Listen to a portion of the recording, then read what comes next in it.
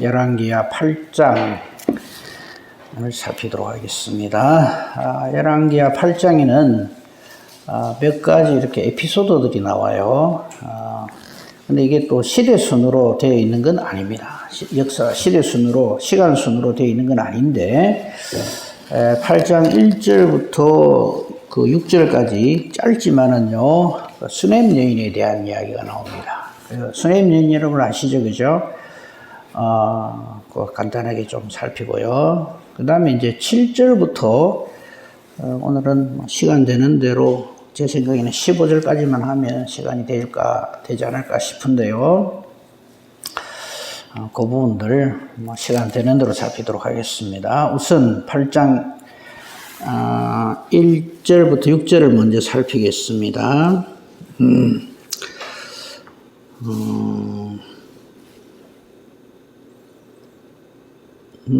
이건 1절에 3절까지 제가 읽겠습니다. 엘리사가 이전에 아들을 다시 살려준 여인에게 이르되 너는 일어나서 내 가족과 함께 거주할 만한 곳으로 가서 거주하라. 여호와께서 기근을 부르셨으니 그대로 이 땅에 7년 동안 임하리라 하니 여인이 일어나서 하나님의 사람의 말대로 행하여 그의 가족과 함께 가서 블레셋 사람들의 땅에 7년을 우거하다가 7년이 다함에 여인이 블레셋 사람들의 땅에서 돌아와 자기 집과 전투를 위하여 호소하려 하여 왕에게 나아갔더라. 그 부분을 읽고요. 나머지는 같이 이렇게 생각하면서 필요한 부분을 또 읽도록 그렇게 하겠습니다. 이 수넴 여인에 대한 이야기가 갑자기 8장에 불쑥 나와요. 근데 이건 하나의 일종의 에피소드를 소개하는 건데, 이 수넴 여인에 대해서 전에 봤지만 다시 우리 요 말씀을 좀 더 잘 이해하기 위해서 그 부분을 한번 보도록 합시다. 4장으로 갑시다. 4장 8절 이하에 이 수넴 여인에 대한 내용이 나오죠. 여러분 가진 성경을 보시면요, 4장 8절 제목이 엘리사와 수넴 여인 이래 되어 있죠. 하나님의 사람과 이 수넴에 있는 한 기부인이라고 할까요? 좀 신분만 귀할 뿐만 아니라 믿음도 참 귀한 그 여인과의 관계가 거기 나와 있죠. 그죠? 이 당시 이 수넴 여인이 엘리사를 참 대접을 잘했어요. 8절을 보면요. 이 수넴에 갔던 이 엘리사가요, 이제 전도하고 뭐 이렇게 했겠죠. 그랬더니 거기 한 귀한 여인이 간절히 권해서 음식을 먹고 또 지나갈 때마다 대접을 했고요. 그리고 이 여인은 그의 남편에게 이렇게 엘리사를 소개를 합니다. 9절에 보면요. 이 사람은 하나님의 거룩한 사람이다. 그래서 저를 위하여서 우리가 남편과 함께 작은 방을 하나 만들고 침상, 책상, 의자, 촛대, 그가 여기에 이렇게 주의 일을 하다가 한 번씩 우리 집에 들르면 편안하게 이렇게 좀 쉬었다 갈 수 있도록 그렇게 합시다. 이래서 참 아름다운 배려를 했었죠. 이에 대해서 이제 엘리사가 이 집에 물론 하나님의 역사심이죠. 남편이 나이가 많았는데 둘 사이에 아들을 선물로 줍니다. 근데 이 아들이 죽어버리죠. 그죠? 그게 20절에 나옵니다. 20절에 그 아이가 그만 어머니 무릎에 낮에까지 멀쩡하게 앉아있다가 죽어버렸어요. 자, 문제는 그 다음입니다. 이 수넴 여인이 어떻게 했는가? 이게 꼭 여자분들만 아니고 우리 남자들도 어떤 정말 감당하지 못할 기가 막힌 어떤 일들이 생겨날 때 우리가 어떻게 해야 되는가 하는 것을 이 수넴 여인을 통해서 우리가 좀 배우기를 원합니다. 이 수넴 여인은 너뚱이잖아요. 얼마나 귀한 아들입니까? 근데 죽어버리니까 황당하죠. 아마 우리 같으면 비명을 지르고 소리를 지르고 동네방네 그냥 그랬겠죠. 또 심지어 엘리사까지 원망을 했겠죠.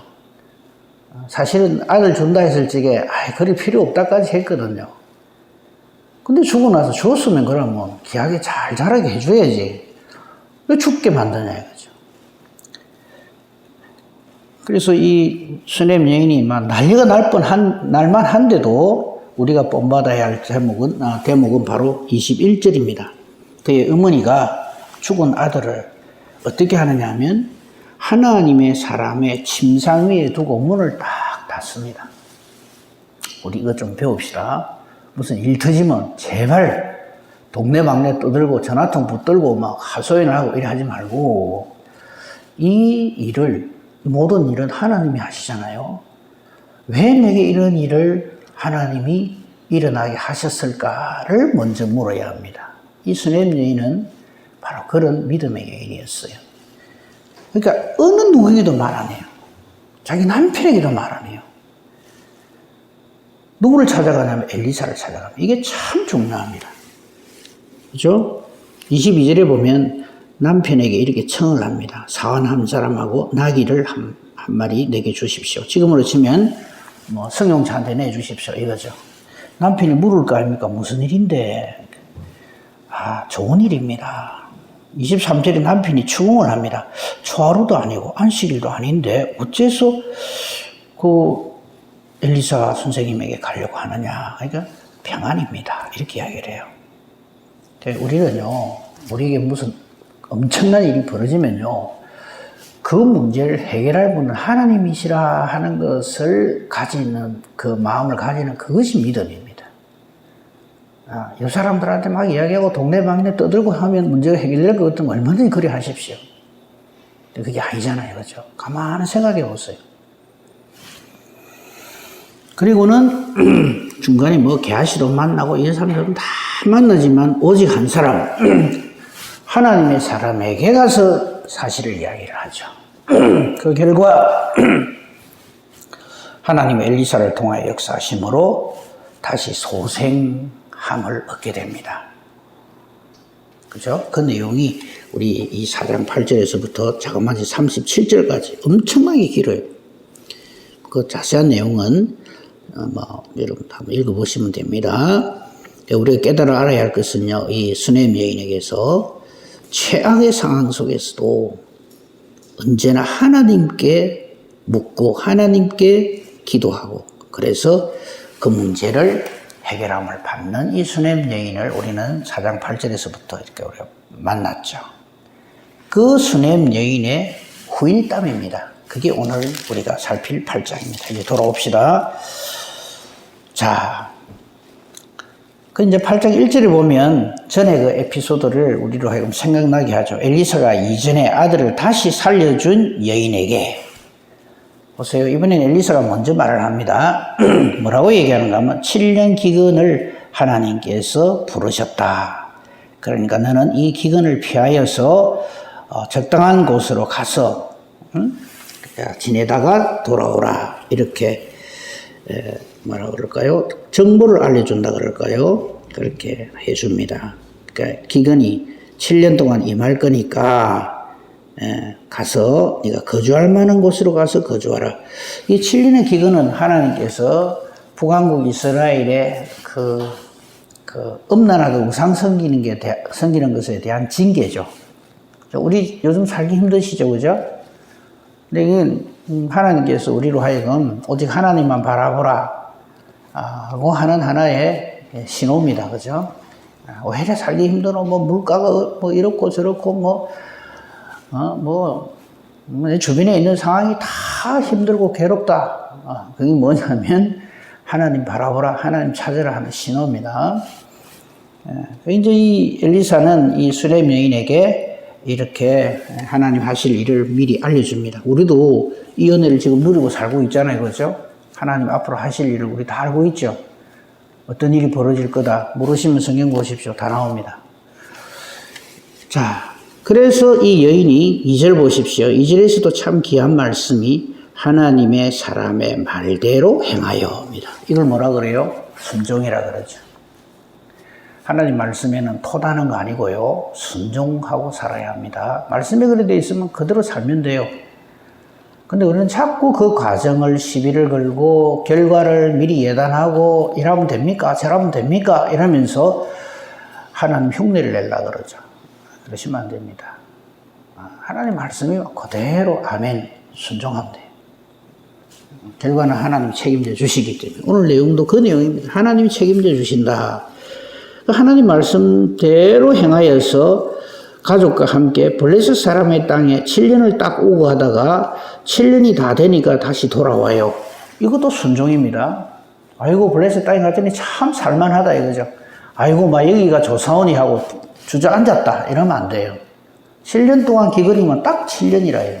그거 다시 돌아옵니다. 그죠? 왜냐하면 그곳은 하나님이 자신에게 주신 기업이기 때문에. 7년 피해라 해서 피했고 7년 끝나고 난 다음에 다시 돌아옵니다. 이제 돌아왔으니까 전에 자기의 집과 전투를 위하여 호소하려 하여 왕에게 나아갔다고 되어 있어요. 왜 호소하려고 왕에게 나아갔을까요? 아마 누가 차지하고 있었겠죠. 7년 동안. 그죠? 그러니까 이거 다시 돌려받으려고 북왕국 이스라엘 왕, 이때 북왕국 이스라엘 왕은 요람이었어요. 이제 왕에게 이제 다시 나아간 장면이 이게 3절입니다. 이렇게 우리가 1절에 3절까지 읽었지만 그 사이에 시간은 7년이 후딱 지나가 버렸어요. 자, 그 다음에 우리가 주목해야 될 말씀은 4절입니다. 그때에 하는 거예요. 그때에. 이런 말들이 나오면 주목해야 됩니다. 하나님의 역사하시는 시간이기 때문에 이 왕이, 즉 북왕국 이스라엘 왕입니다. 이거 미리 하나 말씀드릴게요. 우리가 이렇게 보면 뭐 엘리야나 엘리사나 혹은 뭐 그 외 많은 하나님의 선지자들이요. 남한국 유다에서 활동한 게 아니라 북한국 이스라엘에서 활동합니다. 확실히 말 안 듣고 우상 섬기는 그곳에 하나님은 계속 하나님의 선지자를 보냅니다. 마치 오늘날도 우리 선교사님들 주로 어디 갑니까? 예수 잘 믿는 땅에 안 가죠. 우리나라에 선교사 들어오는 사람 있습니까? 외국에서. 잘 없죠. 주로 우리는 선교사님들이 어디로 갑니까? 복음의 불모지에 가죠. 괴롭고 힘든 곳, 복음이 자유롭지 못한 그곳에 갑니다. 마찬가지입니다. 엘리야나 엘리사가 전부 북왕국 선지자들이에요. 북왕국 이스라엘에 하나님 보내신 선지자들입니다. 자, 어쨌든 그때에 이 북왕국 이스라엘 왕입니다. 왕이 하나님의 사람의 사환 게하시, 그러니까 아까 제가 시대순이 아니라 한 게 이때 게하시가 아직까지 문둥병 걸리기 전입니다. 그러니까 나만 사건이 있기 전에 일이 있었다는 얘기예요. 게하시와 서로 대화를 합니다. 이때 이 왕은 이제 게하시한테 어쩌면 이 게하시하고 이렇게 슬슬 돈 몇 푼 지어주면서 엘리사에 대한 시비거리를 찾았던 것 같아요. 그게 사실에 보면 너는 엘리사가 행한 모든 큰 일을 내게 설명하라 이라거든요. 이거 하고 싶으면 직접 엘리사 만나가 들으면 될 건데 요렇게 하는 거 보니까 뭐 트집 잡을 거 없는가 싶어가지고 그랬던 것 같아요. 그러니까 게하시는 자기가 경험한 것 중에 제일 큰 사건이 뭡니까? 죽은 아이 살린 거잖아요. 그걸 막 신나게 얘기를 하는 겁니다. 그게 5절입니다. 게하시가 곧 이 말을 듣고는 엘리사가 죽은 자를 다시 살린 일을 왕에게 이야기할 바로 그때입니다. 그러니까 4절 처음 시작하는 그때와 5절에 게하시가 이렇게 말을 막 하는 바로 그때가 딱 겹치는 거죠. 그리고 하필 그때 이 수넴 여인이 7년간의 기근을 피해서 갔다가 다시 돌아와서 왕에게 호소하는 그때가 따다닥 겹치는 거죠. 이걸 하나님의 시간이라 합니다. 시와 때는 전부 하나님께 있습니다. 이래야 될지 저래야 될지 모르겠거든. 그냥 기도하고 하나님의 역사하심을 믿고 하나님의 살아계심을 믿고 그냥 믿음으로 행하면 돼요. 함께 해주실 것을 믿습니다. 아마 수넴 여인도 그렇게 기도하고 왕에게 나아갔겠죠. 그럴 때 그 다시 살린 아이의 어머니가 5절 중반절입니다. 자기 집과 전투를 위해 왕에게 호소를 하는 거예요. 내가 7년간 비워놓고 간데 이거 완전히 포기하고 간 게 아니고 다시 돌아올 거라 하고 이렇게 갔는데 다른 사람들이 와서 지금 차지하고 있습니다. 비어 있으면 호소할 필요도 없죠. 그죠? 근데 누가 막 잘 됐다 싶어가지고 차지했던 모양이에요. 그래서 호소를 하는 거죠. 왕에게. 그러니까 게하시가 딱 보고는 게하시하고 이 수넴 여인하고는 잘 압니다. 제가 아까 4장 읽을 적에 안 봐서 말씀 안 드렸습니다만 거기 잘 보시면요. 이 이 죽은 아들을 위하여서 엘리사를 찾아갈 적에 게하시가 먼저 만나요. 무슨 일입니까? 대화도 나누고 이러거든요. 그러니까 잘 알아요, 둘이. 그 게하시가 이야기를 하다가 이 수넴 여인을 딱 발견을 한 거예요. 이걸 하나님의 타이밍이라고 합니다. 그러니까 이 게하시가 내 주 왕이요, 이는 그 여인입니다. 이렇게 된 거예요. 지금 내가 말하는 그 일이 바로 이 여인입니다. 그리고 아마 아들하고 같이 갔던 모양이에요. 그리고 저는 그의 아들입니다. 곧 엘리사가 다시 살린 자입니다. 엘리사가 다시 살린 자입니다. 이 말은 다른 말로 하면 하나님께서 놀라운 은혜의 역사를 베풀어서 이 아이를 다시 살려주셨나이다. 이 말이죠. 어떤 놀라운 이적과 기사가 일어나면요, 우리는 자꾸 사람을 주목합니다. 아이고, 어느 목사님이 이래갖고 신유의 은사가 일어났다, 뭐가 일어났다, 목사님 용하네. 목사님도 달라들어요. 그 목사님은 그냥 심부름꾼이에요. 우리가 주목해야 할 대상은 언제나 여호와 하나님입니다. 그죠? 그 왕이 이제 이 말을 듣고는 그 여인에게 물어보는 거죠. 여인이 그러니까 그대로 설명을 합니다. 아, 내가 이런 일이 있었는데 엘리사 선생님이 정말 이렇게 하나님의 은혜와 능력으로 우리 아이를 살려줬습니다. 이렇게 설명을 한 거예요. 그러니까 이 악한 왕이라도 이 놀라운 역사 앞에 이렇게 대처를 하죠.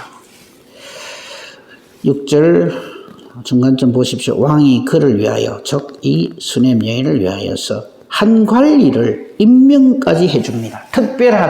특별하게 이 일을 해결할 관리를 임명하기까지 해서 이 문제를 깨끗하게 해결했다. 이 여인에게 속한 모든 것과 이 땅에서 떠날 때부터 이제까지 그의 밭에 소출까지 다 돌려주라.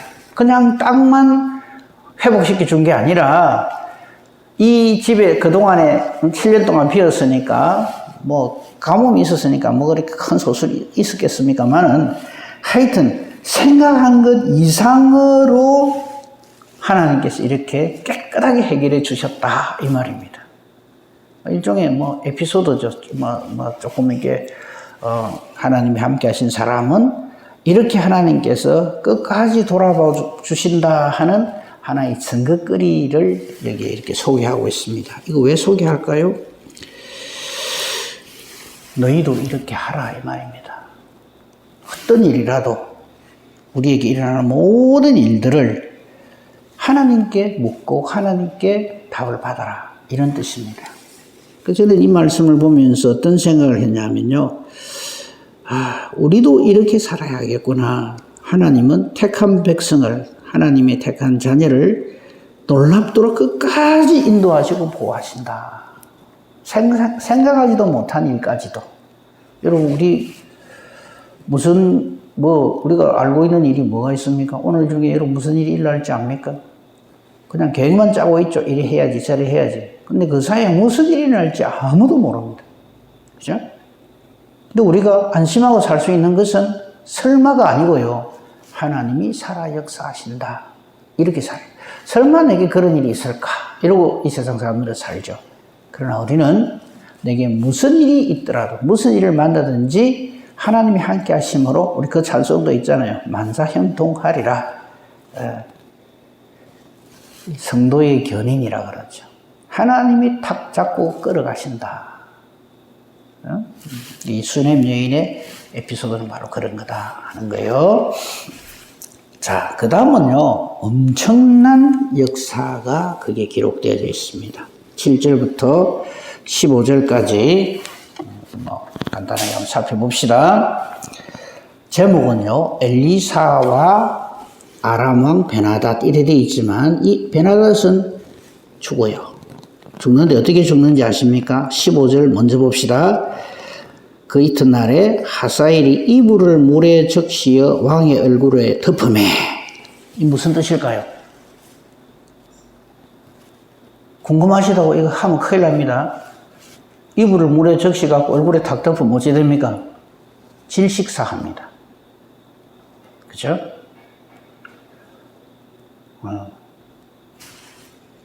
누가 그랬다 그러면 하사엘이. 이 아람 왕 베나닷을 살해를 합니다. 그죠? 그리고는 그가 대신하여 왕이 되니라 이렇게 돼 있어요.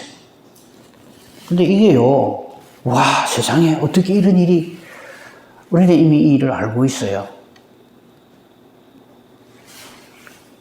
오늘 우리 교회 처음 오신 그 분은 잘 모르시겠지만, 저하고 같이 계속 새벽에 예배 드리신 분들은 이걸 보면서 할렐루야, 아멘 하셔야 돼요. 왜냐하면요, 하나님 이거 다 알려주셨거든요. 언제? 엘리야 때. 엘리야가 내 혼자 남았습니다. 죽겠습니다. 나는 뭐 못하겠습니다. 더 이상. 이럴 때 하나님이 미리 알려주신 내용이 바로 이 내용이에요. 한번 볼까요? 다 했는데 새삼스럽게 처음 듣는다는 듯이 저를 쳐다보시면 안 됩니다. 열왕기상 19장으로 갑시다. 열왕기상 19장에 열왕기상 19장은요, 그 18장에서 엘리야가 갈멜산에서 기도해가지고 불로 대승리를 거둔 후에 19장에 그냥 그 아합의 아내 이세벨이 엘리야 죽이겠다 하니까 막 혼비백산 놀라가 도망간 바로 그때죠. 그때 하나님께서 너 왜 이러고 있느냐, 걱정하지 마라, 내가 너와 함께 한다 하는데도 참 우리의 믿음의 최고의 선진종 중에 한 분인 엘리야는 부들부들 떨면서 그냥 죽여주십시오, 나는 죽고 싶습니다 이라고 있을 때 하나님이 어떻게 보시면 하나님 화가 나가지고 엘리야에게 막 야단을 친 장면 중에 이 장면이 나옵니다. 그 부분 한번 봅시다. 14절부터 읽겠습니다. 13절부터 볼까요? 13절 끝부분에 보면 하나님께서 말씀하십니다. 엘리야야, 네가 어찌하여 여기 있느냐? 14절 그가 즉 엘리야가 대답하되 내가 만군의 하나님 여호와께 열심히 유별하오니 이는 이스라엘 자손이 주의 언약을 버리고 주의 제단을 헐며 칼로 주의 선지자들 죽였으며 오직 나만 남았거늘 그들이 내 생명을 찾아 빼앗으려 하나이다. 요 소리를 그 앞에 10절에서도 그대로 했었어요. 그러니까 자기 고집을 꺾지 아니하는 거죠. 믿음 없는 고집을 엘리야가. 그럴 때 하나님이 답으로 주실 때 이 하사엘이 등장을 합니다. 15절입니다. 이렇게 부들부들 떨고 있는 엘리야에게 하나님은 이렇게 말씀하십니다. 여호와께서 그에게 이르시되 너는 내 길을 돌이켜 광야를 통하여 다메섹에 가서 즉 아람의 수도에 가서 여기 오늘 우리가 보고 있는 하사엘에게 기름을 부어 아람의 왕이 되게 하고. 그러니까 아람 왕 하사엘이 아람 왕이 된다고 하는 것을 하나님 미리 알려주세요. 베나닷을 대신하여 하사엘이 왕이 되게 하고, 그 다음에 북왕국 이스라엘의 왕은 예후가 되도록 하고, 그게 16절이죠. 그 다음에 엘리야 너도 이제 그만하면 됐다. 이제 그만 올라오고 엘리사에게 기름을 부어서 너를 대신하여 선지자가 되게 하라.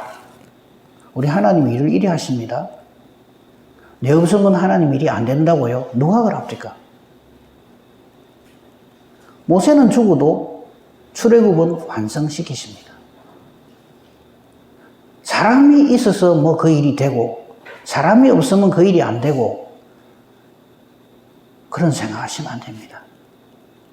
모든 것이 하나님께 있습니다. 이걸 알려주는 거예요. 그 다음에 더 놀라운 말씀, 계속해서 우리가 앞으로 살필 내용도 이것에 대한 하나님의 말씀에 그대로 되어짐입니다. 17절. 이 당시 아람이 제일 힘이 셌거든요. 북왕기스라보다. 그 하사엘, 즉 아람 왕이 새로 되는 하사엘 칼 피하는 자, 북왕국 이스라엘 왕 예후가 죽일 거고, 이 두 사람의 칼을 피한다 할지라도 니를 대신할 엘리사가 죽일 것이다. 누가 제일 세다는 소리입니까? 엘리사 그러시면 안 됩니다. 하나님. 하나님의 뜻대로 되어진다. 그리고는 내밖에 없다고 호들갑을 떠는, 죄송합니다. 뭐 엘리야 선생님은 나중에 제가 혼날 요령하고요. 이렇게 하는 엘리야에게 하나님은 18절로 또 깨달아 알아라. 너 말고도 7,000명이나 있다. 그래서 모든 성경의 주인공은 하나님이십니다. 사람의 어떠함에 자꾸 휘둘리면 안 돼요. 자, 이 배경을 알고 8장 7절 이하로 보면은 아주 쉽죠. 당연히 그럼 하나님 그렇게 하시기로 했는데 그겁니다. 그 자세한 내용이 이제 그게 7절 이하에 나옵니다. 간단하게 말씀드리고 마치도록 하겠습니다. 자, 7절에 보면요. 전에는 이 아람의 그 왕의 신하 나만이 엘리사를 찾아왔죠. 문둥병 들고. 근데 이번에는 거꾸로입니다. 7절에 보면 이번에는 엘리사가 다메섹으로 갑니다. 왜? 이번에는 왕 베나닷이 병들었기 때문에. 근데 이제 소문이 들렸겠죠. 하나님의 사람 전에 나만을 고친 사람이 여기 왔습니다. 그러니까 얼마나 반갑겠어요. 8절에 보십시오. 이 아람 왕 베나닷이 하사엘에게, 이 하사엘이 곧 자기를 죽이고 살해야 왕이 될 사람인데 이 하사엘에 대해서 이 베나닷은 그 속을 몰라요. 정체를 몰라요.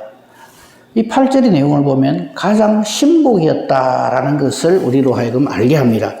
이 하사엘에게 이 아람 왕 이 당시 베나닷이 병이 들어 있었는데 너는 빨리 하나님 사람을 맞이해라. 예물을 가지고 와서 맞이해라. 그 대신에 내가 이 병에서 살겠는지 죽겠는지 한번 여호와께 물으라고 좀 해라. 이거 뭐냐면 그 배경이 나만의 사건을 이 아람 왕 베나닷이 알고 있다는 얘기죠.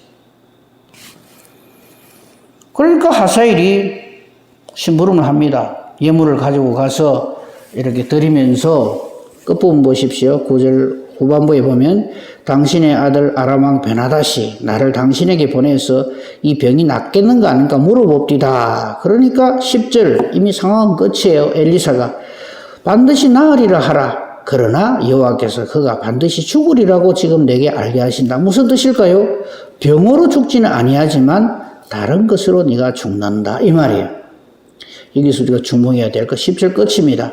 이렇게 하나님이 하실 일을 그렇게 하셨느니라 하고는 떨어지게 엘리사가 이 하사엘을 얼굴을 쏘아봅니다.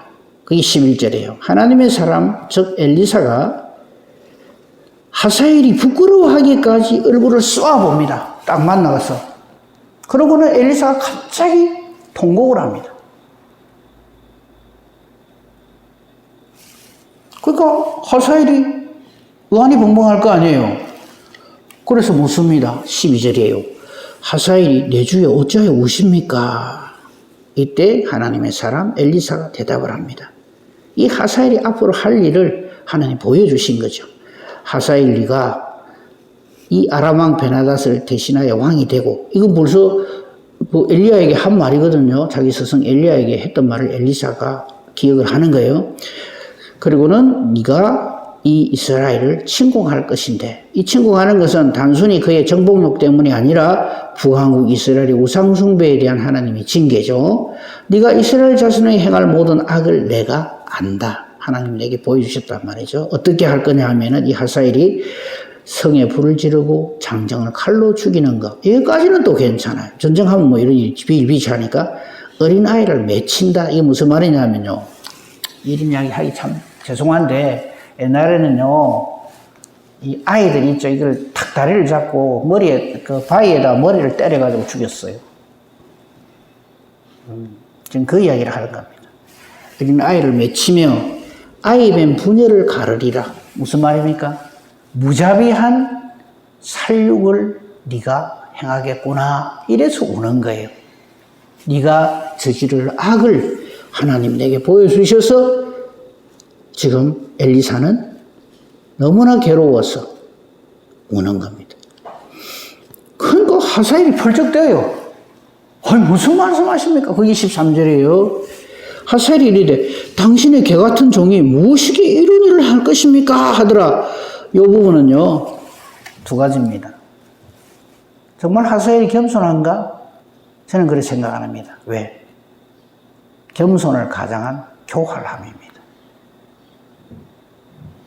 왜냐하면 이 하사엘은 당장에 요 일을 하거든요. 12절에 지금 엘리사가 이런 일을 네가 하겠구나 하나님이 보여주신다. 요거를 속에 품고 있으면서 누가 그걸 딱 지적을 하면 아이고 내가 무슨 이렇게 얘기한다는 거예요. 그 증거가 또 있습니다. 아까 15절에 미리 봤죠. 아이고 당신의 개 같은 종이 어떻게 이런 일을 하겠습니까? 13절 마저 보고 갑시다. 그러니까 엘리사가 그런 소리 하지 마라 하는 뜻으로 여호와께서 네가 아람 왕이 될 것을 내게 알게 하셨느니라 요랍니다. 그러니까 엘리사가 이 하사엘이 아무 소리를 못해요. 그게 14절입니다. 엘리사를 떠나가 버립니다. 왜? 속을 들킨 거죠. 네가 왕이 될 거다 이랬을 때도 아이고 당신의 개 같은 종이 지금 우리 왕이 살아계시는데 병 낫겠다면서요. 그럼 내가 우리 왕을 잘 섬겨야 되는데 무슨 그런 말씀을 하십니까? 이래야 되잖아요. 근데 말을 안 해요. 그 다음에. 그리고는 떠나가 버립니다. 그리고는 주인에게 가서 아주 능청스럽게 즉 자기 지금 병들어 있는 아람 왕 베나다스에게 능청스럽게 시치미를 뚝 떼고 이야기를 합니다. 왕이 묻지요. 엘리사가 뭘 하느냐 그러니까 거짓말을 합니다. 반드시 살아나시리다 합디다. 이런 거짓말을 할 만큼 교활합니다. 지금 자기 속에는 이 왕을 죽여버리고 내가 왕이 되겠다 하는 생각이 꽉 차 있고요. 나중에 그의 이 완악함과 교활함이 이스라엘 백성들을 내리칠 적에 엘리사가 통곡을 할 정도의 아주 사악한 왕이 될 것이면서 지금 요 앞에서는 왕에게 거짓말을 하고 낫는다 합디다 그러고는 당신의 개 같은 종이 이런 말을 합니다. 이걸 교활하다 그래요. 사탄의 특징들이죠. 그리고 15절 보시면 금방 답이 나오죠. 3일도 안 가요. 그 이튿날 엘리사를 만난 그 다음날 바로 그냥 가가지고 물에 적신 이불을 탁 덮어버리니까 베나다시 죽어버린 거죠. 우리 좀 이상하게 생각하죠. 베나다시 그때 뭐 했나? 이제 병들었거든요.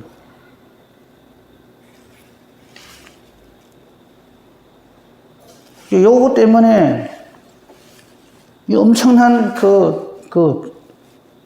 최악의 이 고문이 여기서 생겨나죠. 여러분 그 영화나 이런 거 보면요. 사람 이렇게 고문을 할 적에 딱 눕혀놓고 묶어놓고요. 창호지에 물 적셔갖고 하나씩 올리면요. 갑니다, 사람 바로. 이거 딱 여기 나오잖아요. 그 이튿날 하사엘이 이불을 물에 적시어 왕의 얼굴에 덮으면 왕이 죽은. 그러고는 자기가 왕이 됐어요. 무서운 사람이죠. 근데 이 무서운 하사엘의 칼을 피한다 해도 하나님이 이제 다음에 또 예후를 왕으로 세우거든요. 그 예후가 칠 것이요. 이 두 사람의 칼을 피한다 하더라도 엘리사가 죽일 것이다. 즉 하나님의 칼은 피할 수가 없다. 이 말입니다. 에피소드라고 할 만한 두 사건을 우리가 오늘 아침 봤습니다만 여기서도 답은 하나님이죠. 이런 사악한 마귀가 들끓는 이 땅에서 우리가 의지할 분은 오직 한 분, 우리 하나님 아버지입니다. 이 하나님 아버지로 오늘도 승리하며 하나님께 감사와 영광을 돌리는 복된 저와 여러분이기를 우리 주님의 이름으로 축복하며 축원합니다. 아멘. 감사합니다. 하나님. 지난밤 저희 품에서 쉬게 해주시고 또 새날을 주셔서 아침을 하나님께 드리며 오늘 하루를 하나님께 또한 부탁합니다. 오늘 말씀을 통해서 우리 자신을 돌아보게 해주시니 감사합니다. 수냄 여인에게 행한 하나님의 크고 놀라우신 은혜가 오늘날 우리에게 임하기를 원합니다. 우리를 사랑하셔서 택하여 주셨으니 하나님께서 붙드시고 책임져 주심을 믿습니다. 오늘도 하나님의 자녀의 삶을 사는 저희들 되게 하여 주시옵소서. 하사엘의 교활한 모습을 우리가 보면서 내게도 이런 것이 내 내면 깊숙한 곳에 숨겨져 있음을 하나님 앞에 고백하며 회개합니다. 우리는 우리의 육을 위해서 참 하나님 앞에 부끄러운 일들을 눈도 까딱하지 않고 스승없이 행하는 제약된 저희들입니다. 하나님 함께 하시지 않으면 우리는 언제든지 제2, 제3의 하사엘이 되고도 남음이 있음을 오늘 말씀을 통해서 깨닫습니다. 함께 해주시옵소서. 오늘도 성령으로 붙들어 주시옵소서. 우리 기도하는 것이 하나님의 뜻과 또한 같게만 해주시옵소서. 그래서 기도하는 것이 정말 놀라운 능력 있는 의인의 강구가 되게 하여 주시옵소서. 범사 대소사를 오직 주님 손에 부탁합니다. 감사하며 우리 주 예수 그리스도 이름으로 기도합니다. 아멘. 하늘에 계신